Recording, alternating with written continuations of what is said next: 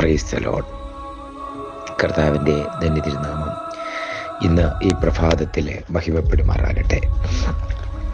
ഒരുമിച്ച് ആരോഗ്യത്തോടെ ആയുസ്സോടെ ദൈവനാമത്തെ ഉയർത്തുവാൻ, ദൈവവചനം ശ്രവിക്കുവാൻ കർത്താവ് നമ്മുടെ ശരീരത്തെയും നമ്മുടെ കർണങ്ങളെയും നമ്മുടെ ഹൃദയങ്ങളെയും ബലത്തോടെ ആരോഗ്യത്തോടെ കുളിർമയോടെ ഒരുക്കിയ ദൈവസ്നേഹത്തിന് നന്ദി പറഞ്ഞുകൊണ്ട് ദൈവനാമത്തിന് സകല മാനവും മഹത്വവും അർപ്പിച്ചുകൊണ്ട് നീതിസൂര്യൻ്റെ ചിറകിൻ്റെ മറവിൽ നമുക്ക് ഒരുമിച്ച് ശരണം പ്രാപിച്ചുകൊണ്ട് ഇന്നത്തെ വേദവചന ധ്യാനത്തിലേക്ക് നമുക്ക് പ്രവേശിക്കാം. ഇന്നത്തെ ധ്യാനത്തിനായി സങ്കീർത്തനങ്ങളുടെ പുസ്തകം 48 അധ്യായം 14 വാക്യം, സാംസ് ചാപ്റ്റർ 48 വേഴ്സ് 14.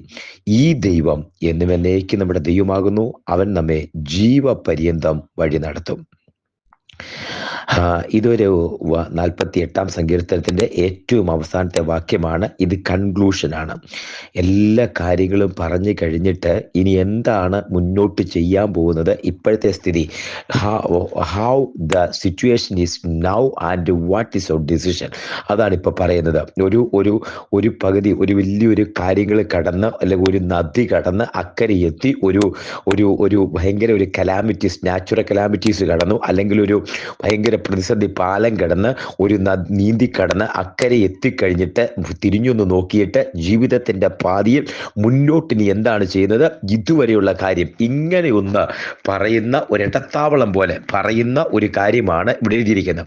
ഇതിന്റെ ഹെഡിങ്ങിൽ തന്നെ ആ സങ്കീർത്തനത്തിൽ അറിയാം. 48 സങ്കീർത്തനം കോരഹപുത്രന്മാരുടെ സങ്കീർത്തനമാണ്.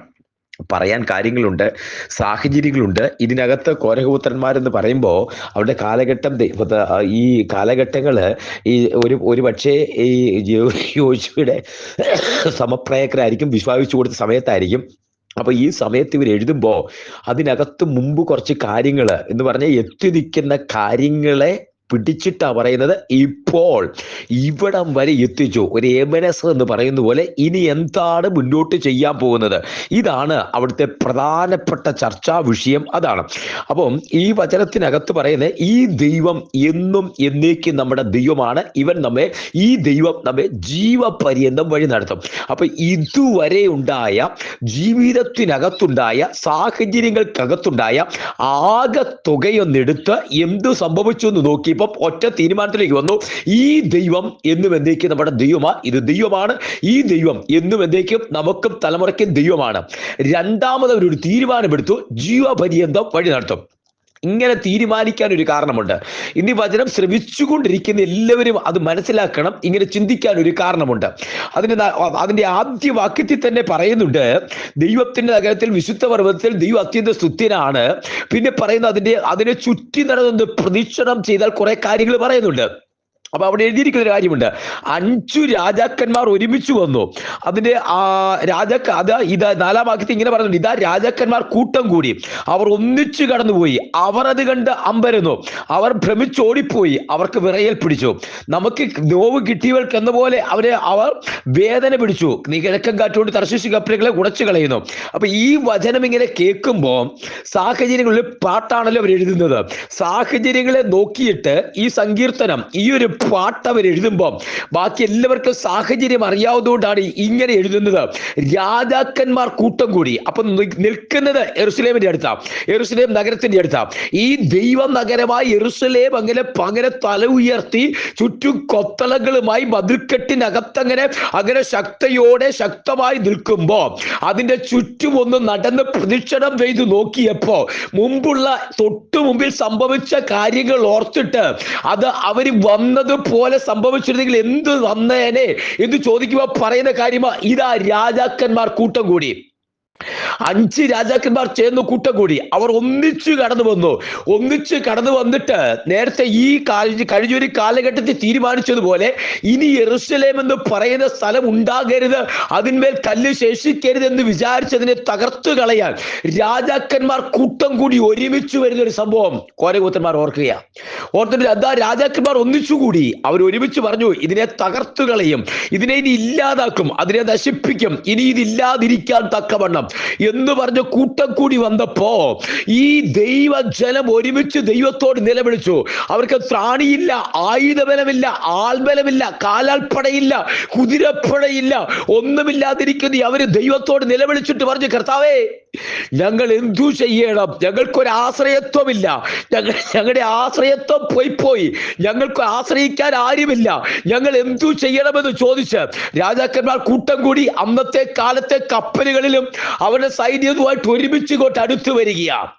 അങ്ങനെ വരുമ്പോ അവിടെ സംഭവിച്ചൊരു കാര്യം എഴുതിയിട്ടുണ്ട്. കിഴക്കൻ കാറ്റുകൊണ്ട് ഈ തർശീശ് കപ്പലുകളെ ഉടച്ചു കളയുന്നു. കേൾക്കണമേ, ഈ കപ്പലെല്ലാം കൂടെ വന്ന് ആക്രമിച്ചു കഴിഞ്ഞാൽ യെരൂശലേം ഇല്ല. പിന്നെ അതിനുള്ള സാഹചര്യം ഒന്ന് പ്രതിരോധിക്കാനുള്ള സംവിധാനം പോലും യെരൂശലേമിനില്ല. അങ്ങനെ യെരൂശലേമിന് ഇത് ഇല്ലാതിരിക്കുമ്പോ അവര് നിലവിളിക്കുന്ന ഒരു ദൈവത്തോട് നിലവിളിക്കുക, ദൈവമേ ഞങ്ങൾ എന്തു ചെയ്യണം? ഞങ്ങളെ കൊണ്ട് കഴിയുന്നില്ല. What shall we do? What we have to do? ഞങ്ങൾ എന്തു ചെയ്യണം? ഞങ്ങളെ കൊണ്ട് ഇതിന് മുന്നോട്ട് പോകാൻ കഴിവില്ല എന്ന് പറഞ്ഞ് അവരെ തങ്ങളെ തന്നെ താഴ്ത്തി ദൈവപാദപീഠത്തിലേക്ക് സമർപ്പിക്കുമ്പോൾ ദൈവം അവരുടെ പ്രാർത്ഥന കേട്ടു. അവിടെ എഴുതിയിരിക്കുന്ന ഒരു വചനം നമ്മൾ ഒത്തിരി ത്രസിപ്പിക്കുന്ന അതിന്റെ സാഹചര്യം മനസ്സിലാക്കുമ്പോൾ അതിൽ എഴുതിയിരിക്കുന്നത് കിഴക്കൻ കാറ്റുകൊണ്ട് തർശീശ് കപ്പലുകളെ ഉടച്ചു കളയുന്നു. നാം കേട്ടതുപോലെ സൈന്യങ്ങളുടെ യഹോവയുടെ നഗരത്തിൽ, ദൈവത്തിന്റെ നഗരത്തിൽ, നമ്മുടെ ദൈവത്തിന്റെ നഗരത്തിൽ അതിനെ കാണുമാറാക്കുന്നു. ദൈവം അതിനെ സദാകാലത്തേക്ക് സ്ഥിരമാക്കുന്നു. മാനുഷികമായി രാജാക്കന്മാർ വരുമ്പോൾ സകലരും വിധി എഴുതി ഇതിനി ഇല്ല, ഇത് തീർന്നു. രാജാക്കന്മാരും അനുഭവിക്കുന്ന യെരൂശലേം നിവാസികളും ദൈവജനവും ഒരുമിച്ച് ഇനി മുന്നോട്ടില്ല.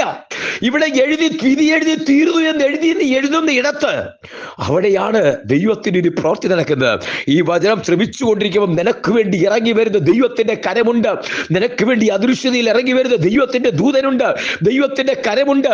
നിനക്ക് കഴിവില്ലാതെ, നിന്നെ കൊണ്ട് സാധിക്കാതെ ഇവിടുന്ന് മുന്നോട്ട് പോകാൻ കഴിയുകയില്ലെന്ന് പറഞ്ഞ് വിധി എഴുതി, നിന്നെ നോക്കി വിധി എഴുതി അത് ശരിയായിരിക്കുമെന്ന് നിനക്ക് കൂടി തോന്നുമ്പോ, മുന്നോട്ട് പോകാൻ പറ്റുന്നില്ലെന്ന് തോന്നുമ്പോ അവിടെ കൈ തൊടാതെ ഒരു സംഭവം നടക്കുകയാ.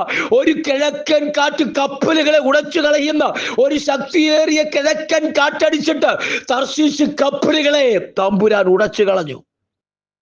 ആ കാലഘട്ടത്തിൽ ഏറ്റവും ശക്തി പ്രാപിച്ച ഏറ്റവും ശക്തമായ കപ്പലുകളാ തർശീശ്.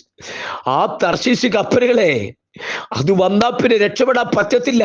അതാ ഈ രക്ഷപ്പെടാൻ പറ്റത്തില്ലെന്ന് വിചാരിക്കുന്നിടത്ത് ആ ജനത്തെ കൊണ്ട്, തങ്ങളെ കൊണ്ട് പറ്റത്തില്ല. പക്ഷേ തമ്പുരാൻ അയക്കുന്ന ഒരു കിഴക്കൻ കാറ്റ്, തമ്പുരാൻ തന്റെ പ്രാർത്ഥിക്കുന്ന ജനത്തിന് വേണ്ടി അയക്കുന്ന ഒരു കിഴക്കൻ കാറ്റ്, പ്രാർത്ഥിക്കുന്ന ജനത്തിന് വേണ്ടി അയക്കുന്ന ഒരു കിഴക്കൻ കാറ്റടിച്ച് തർശീശ് കപ്പലുകളെ ഉടച്ചു കളഞ്ഞു. അതെ, എന്നിട്ട് അതുകൊണ്ടാ പറയുന്നത്, പിന്നീട് പറയുന്നത് ദൈവം ഒരു ദുർഗമായി വെളിപ്പെട്ട് വന്നിരിക്കുന്നു. ആ ദുർഗം എന്ന് പറഞ്ഞാൽ ദൈവം ഇറങ്ങി വന്ന് പ്രതിരോധിച്ചു. കുഞ്ഞെ, ഈ വചനം കേട്ടുകൊണ്ടിരിക്കുമ്പോ നിനക്ക് വേണ്ടി ഇറങ്ങി വരുന്ന ഒരു ദൈവത്തിന്റെ കരമുണ്ടെന്ന്, നിനക്ക് പ്രതിരോധം തീർക്കുന്ന ഒരു ദൈവത്തിന്റെ കരമുണ്ടെന്ന്, വാക്കുകൾ കൊണ്ട് നിന്നെ തകർത്ത് നിനക്ക് മുന്നോട്ട് പോകാൻ കഴിയാതിരിക്കുമ്പോ നിനക്ക് വേണ്ടി പ്രതിരോധം തീർക്കുന്ന ഒരു ദുർഗമാകുന്ന ദൈവത്തിന്റെ കരമുണ്ടെന്ന്, നിനക്ക് വേണ്ടി കോട്ടയായി സംരക്ഷണമാകുന്ന ഒരു ദൈവത്തിന്റെ കരമുണ്ടെന്ന് ഈ വചനം കേട്ടുകൊണ്ടിരിക്കുക. ഹൃദയത്തിലൊന്ന് ഉറപ്പിച്ചേ. എന്നിട്ട് ഇവര് പറയുക, ഒന്ന് നോക്കിക്കേ, അതിന്റെ കൊത്തളങ്ങളെയും അതിന്റെ മതിലുകളെയും ആ മതിലിന്റെ ഭംഗിയെയും ഒക്കെ നോക്കിയിട്ട് ഒറ്റ വാക്യം അവർക്ക് പറയാനുള്ളൂ. ചുറ്റി നടന്ന് സിയോനെ ചുറ്റി നടന്ന് പ്രദക്ഷിണം ചെയ്യുവിൻ, അതിന്റെ ഗോപുരങ്ങളെ എണ്ണുവിൻ. ഒറ്റ വസ്തുത അവർക്ക് പറയാനുള്ളൂ, ഒരു കാര്യമേ പറയാനുള്ളൂ. ആനന്ദിക്കുന്ന യഹൂദാപുത്രന്മാർ സന്തോഷം ഒരു കാര്യം പറയുക, വരുവാനുള്ള തലമുറയോടുകൂടി ഇത് പറയണം. ഏതാ? ഈ രാജാക്കന്മാർ കൂട്ടം കൂടി ഇതിനെ തകർത്തു കളയുമെന്ന് പറഞ്ഞു വന്നപ്പോ ഒരു ആരുമിയിൽ ഒരു കണ്ണിന് ദയതോതാതെ നശിച്ചു പോകുമെന്ന് വിധി എഴുതി പറഞ്ഞപ്പോ നമ്മുടെ അടുക്കലേക്ക് ദൈവമായി ഒരു കിഴക്കൻ കാറ്റടിച്ച് എതിർക്കാമെന്ന തർശീശ് കപ്പലുകളെ ഉടച്ച് നമ്മളെ നിർത്തിയൊരു ദൈവത്തിന്റെ കൃപയുണ്ട്. ഹല്ലേലൂയ. ഒന്നുറപ്പിക്കുന്ന, ഇന്ന് നമ്മളെ രക്ഷിക്കുന്ന നമ്മുടെ കരം തന്ന് നമ്മളെ ജീവനിലേക്ക് നടത്തുന്ന ഒരു കരമുണ്ടെന്ന്. ഹല്ലേലൂയ. അതൊന്ന് ഉറപ്പിക്കുന്ന ദൈവത്തിന്റെ ശക്തി ദിവ്യാവരിക്കട്ടെ. ഇന്ന് ഹൃദയങ്ങൾക്കകത്തേക്ക് അത് പതിക്കട്ടെ. നിന്നെ ഒരിടമില്ലാത്തിടത്ത്, ആശ്രയിക്കാൻ ഒരു ഇടമില്ലാത്തിടത്ത്, നിന്റെ ആശയറ്റുപോയിടത്ത്, നിനക്ക് ചോദിക്കാൻ ഒരു ഇടമില്ലാത്തിടത്ത്, പണപരമായി നീ ഞെരുങ്ങി മുന്നോട്ട് എന്ത് വേണമെന്ന് അറിയാതിരിക്കുമ്പോ, ഒരുപക്ഷെ ജപ്തി നോട്ടീസ് വരെ, ഒരുപക്ഷെ ഹോസ്പിറ്റലിൽ നിന്നെ കൈയൊഴിയുമ്പോ, ഇനി അടുത്ത സ്റ്റെപ്പ് എന്താണെന്ന് അറിയാതിരിക്കുമ്പോ, ഇന്ന് ഈ സന്ദേശം കേൾക്കുമ്പോ, ഈ വചനം കേൾക്കുമ്പോ, ദൈവത്തിലെ ദൈവത്തോട് പ്രാർത്ഥിക്കുന്ന ദൈവമനുഷ്യനെ, ദൈവസ്ത്രീയെ, ദൈവത്തിന്റെ ദാസിയെ ഒന്ന് വിശ്വസിച്ചോ. നീ ഒരു ദൈവമായിട്ട് ബന്ധമുള്ള ആളാണെങ്കിൽ, അല്ല ദൈവത്തോട് പ്രാർത്ഥിക്കാൻ പറ്റുന്ന ഒരാളാണെങ്കിൽ എന്നോട് ചേർന്ന് പ്രാർത്ഥിച്ചോ. നീ അറിയാത്തൊരു കരം, നീ അറിയാത്തൊരിടം, നീ അറിയാത്തൊരു കിഴക്കൻ കാറ്റ്, നീ അറിയാത്തൊരു ദൂതൻ, നിന്നെ അറിയാത്ത ചില ദൂതന്മാര്, നീ അറിയാത്ത ചില മനുഷ്യര് നിനക്ക് വേണ്ടി തമ്പുരാൻ അയക്കുന്നത് ആത്മാവിൽ കണ്ട് പ്രാർത്ഥിച്ചോ. ദൈവം നിനക്ക് വേണ്ടി അത് നിവർത്തിക്കും.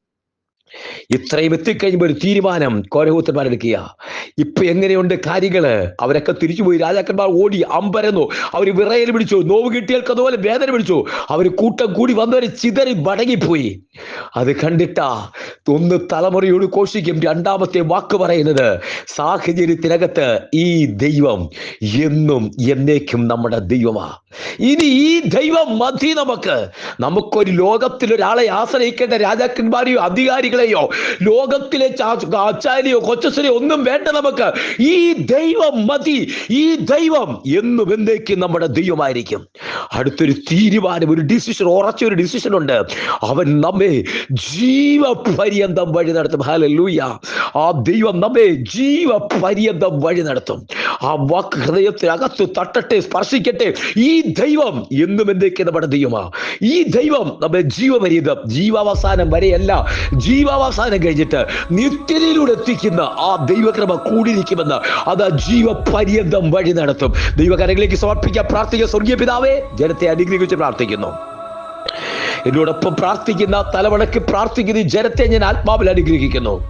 ആശയറ്റു പോയിടത്ത്, ഇനി എന്തു ചെയ്യണമെന്ന് അറിയാത്തിരുന്നിടത്ത് പലരും പല ആലോചനകൾ കൊണ്ട് ഞെരുക്കിക്കളയുമ്പോൾ, അതിന്റെ നടുവിൽ ഈ ദൈവം എന്നും എന്നേക്കും ദൈവമായി കിഴക്കൻ കാറ്റടിച്ച് അടുപ്പിച്ച് തർശീശ് കപ്പലുകളെ ഉടച്ചു കളഞ്ഞ് തന്റെ ജനത്തെ രക്ഷിക്കുന്ന ഈ ദൈവം എന്നും എന്നേക്കും ദൈവമായി ജീവപര്യന്തം വഴി നടത്തുന്ന ദൈവമായി കൂടിയിരിക്കുന്ന ദൈവകൃപയ്ക്കായി സ്തോത്രം ചെയ്യുന്നപ്പാ.